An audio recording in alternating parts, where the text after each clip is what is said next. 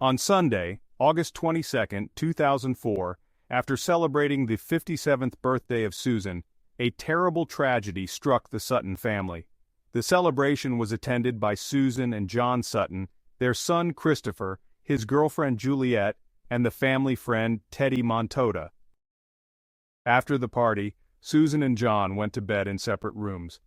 This all took place in a house located in the prestigious area of Coral Gables, Florida, USA, not far from Miami. That night, a horrifying tragedy occurred. Susan often slept separately from her husband due to his heavy snoring. Once they had both fallen asleep, about 4 blocks from their home, a car stopped, and a man dressed all in black sat inside. He came with one intention: to kill the Sutton couple. The attacker carried a Glock 9mm pistol and entered the house without breaking in. First, he went to the bedroom of the head of the family, John, and shot him in the head twice. Afterward, the killer entered the main bedroom where Susan was resting, shot her 6 times, and then left. The 911 emergency service received a call about the incident, and both police and an ambulance were dispatched to the scene. Susan was beyond help and was declared dead at the scene. John, though seriously injured and losing a significant amount of blood, was alive. He was rushed to the hospital where doctors fought to save him, though the chances of survival were slim. Before being sent to the hospital, John managed to report that he couldn't see the shooter in the darkness and had no idea who it could have been. Meanwhile, criminologists began examining the crime scene and investigators started interviewing neighbors and looking for any CCTV footage. Unfortunately, no cameras were found. Neighbors reported seeing a suspicious man in dark clothing running away from the house after the shooting. There were no signs of a break-in. The killer had entered through the sliding glass doors of the house. There was no sign of a robbery. Nothing of value had been taken, indicating that the motive was likely murder. The attacker came with the specific goal of killing Susan and John, but what could have been the motive for this? Militia Sutton, the daughter of the victims, was 18 years old at the time. She was a freshman and lived separately from her parents, so she couldn't attend the celebration. The news of her mother's death shocked her. Deeply upset, she went to visit her father in the hospital. According to her, John looked terrible. Despite the 2 gunshot wounds to his head, none of the doctors could believe he had survived. He was still in critical condition, and his daughter couldn't even recognize him because of the horrific injuries to his face. When John woke up in intensive care, he was blind. Additionally, he was in severe emotional shock, feeling unsafe in the hospital. He constantly feared that the killer would return to finish the job. As a result, John wanted to leave the hospital as quickly as possible and hide. His fears weren't without cause, so security was assigned to him, and police patrolled his room around the clock. Due to the extent of his injuries, John had not heard anything during the attack. He didn't hear the gunshots that killed his wife, nor did he know what happened to Susan until he gradually recovered. One day, he asked his daughter how his wife was doing, but she couldn't answer because the police had asked her not to tell him yet. Later, John learned that his wife had died at the hands of the attacker. This was the first of the many devastating truths that shattered John's ideal world. Susan's death was a tragedy for the entire family. She had dedicated her life to being a good mother. She was passionate about music, took math and violin lessons, and worked for many years as the head nurse in the surgical intensive care unit, a respected position in the United States. Her career ended in the late 70s after she settled down with John and had their first child, Christopher. 2 days after his birth, they decided to adopt a second child, Melissa, because Susan couldn't get pregnant. 7 years later, they adopted Melissa. Both children were deeply loved by their parents, who had longed to have their own children. John was a successful lawyer who had established his own law firm a few years before the tragedy. He and Susan worked together, and their small business flourished. The police understood that John, as a successful lawyer, could have made enemies along the way. It was discovered that he had received death threats in the past, so investigators started looking into those who might have had a hostile relationship with the Sutton family. However, everyone they questioned had an alibi. They scoured the crime scene for any evidence and realized that the attacker had not stolen anything, which made it clear that the purpose of the attack was not robbery, but murder. As the investigation continued, John's surviving status became more and more crucial. Police believed that the attacker might have been someone with a personal motive for wanting both Susan and John dead. Suspicion fell on several people, including family friend Teddy Montoda. Teddy had been present at the celebration and had even spoken to Susan on the phone just before the shooting began. He claimed to have heard the shots and rushed to the house, but the police found his testimony odd. Why would he have been talking to Susan when everyone else had already left? Furthermore, Teddy claimed to be a professional shooter, which caught the attention of the police. They seized his weapons for ballistic testing and invited him for a lie detector test. Though Teddy initially denied any involvement in the attack, he eventually confessed to having had a romantic relationship with Susan. This gave him a clear motive for the crime, the murder of his lover's spouse. However, Teddy's gun didn't match the weapon used in the attack, and his alibi was confirmed when his phone showed he was far from the crime scene at the time of the shooting. Despite his lie detector results being inconclusive, the police began to believe that he wasn't involved. Teddy was removed from the list of suspects and attention turned to Christopher Sutton, the adopted son of the victims. At 25 years old, Christopher had been at the family celebration with his girlfriend Juliet, and the investigators became interested in his potential involvement. Christopher provided an alibi, claiming that he and Juliet had gone to the cinema the night of the shooting. The cinema's CCTV footage confirmed their presence there. However, after John was discharged from the hospital, he moved in with Christopher for a while as his son took care of him. Investigators soon received disturbing evidence suggesting that Christopher may have had a strong desire for his parents' deaths, even if it was just an accident. Christopher's behavior had worsened over the years. At one point, he severely strangled his mother and threatened to kill her. In addition to this violent episode, he had a criminal record for vandalizing a teacher's house. His once loving son Chris was now the main suspect in the attack. To understand his possible motive, we have to look at his background, which began on the Polynesian islands of Samoa in the South Pacific. When Christopher turned 16, John and Susan sent him to a school for behavior correction. He was very aggressive, and it was difficult for him to control his anger. He frequently had trouble at school, changing schools at least 6 times and often skipping classes. His father would drop him off at the front door, only for Christopher to slip out the back door and skip school. But his absences weren't the worst of his problems. Christopher had been involved in several criminal incidents. One day, along with other troublemakers, he broke into a teacher's house, causing destruction and spray painting the walls. As a result, Christopher was arrested and the teacher filed a lawsuit. The damages were estimated to be over $50,000, which Christopher's parents easily paid off. Still, they were dissatisfied with their son's behavior, which seemed completely out of control. Christopher was a rebellious teenager who refused to acknowledge the authority of his parents. His interests in piercings and tattoos only made matters worse. The situation worsened when one day he pointed a rifle at his mother and sister, threatening to harm them. Luckily, the rifle was unloaded, and Christopher later claimed it was just a bad joke. When questioned about it, he denied it. At the same time, a friend of Christopher's explained that he always considered his parents to be overly strict.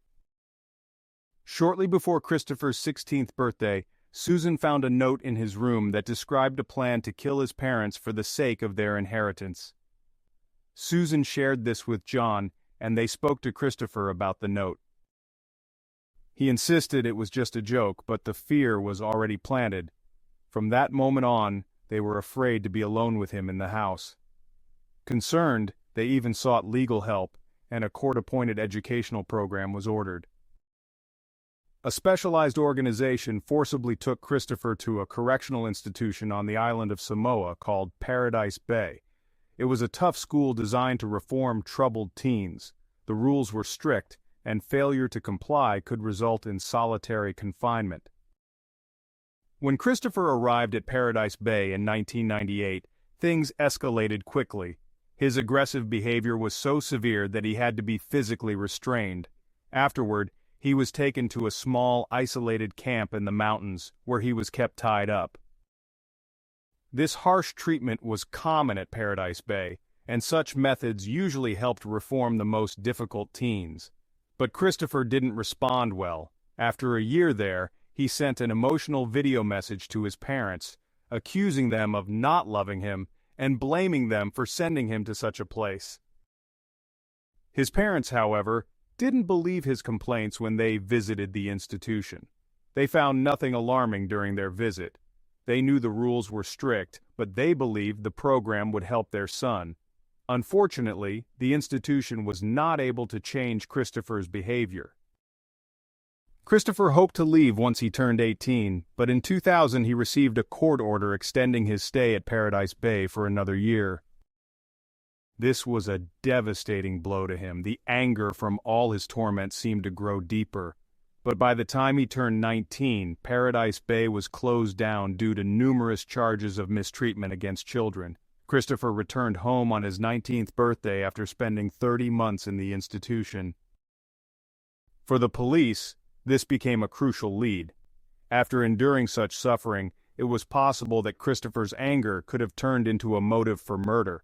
Despite his past, Christopher tried to show that he had changed. He acted like a loving, calm son, especially when he took care of his father after the attack. John, still recovering, refused to believe that his son could be involved in the murder of his wife. He believed that Christopher had reformed. However, detectives were nearly certain that Christopher, now 25 years old, was the mastermind behind the double murder. They were convinced it was only half successful because his father survived. Although Christopher had an alibi, he could not act alone in orchestrating the crime. Now the police needed to gather concrete proof. Christopher was called in for a second interrogation. During questioning, his responses only deepened the detectives' suspicions. He slipped up several times, revealing details that only the police knew about the crime scene. For example, he described exactly how Susan was shot 6 times and even mentioned the killer walking down the hallway afterward.